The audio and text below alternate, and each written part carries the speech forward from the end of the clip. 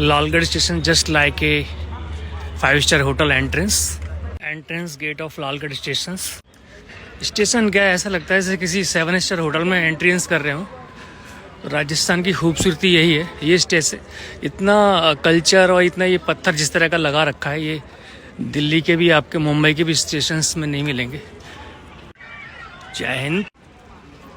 Entrance करते हुए luxurious Lalgarh railway station. Lalgarh यहाँ का पैलेस भी है। लालगढ़ जहाँ के राजा महाराजा उनकी फैमिली रहती है, जो पहले जूनागढ़ प्लेस में रहती थी, वहाँ से शिफ्ट करके यहाँ लालगढ़ आ गए।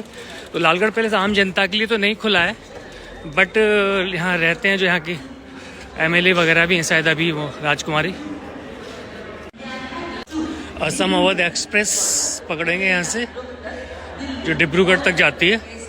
वेटर रूम देखो कितना साफ सुथरे खाली पड़े हुए हैं, मतलब भीड़ का नामो निशान नहीं। वेट कर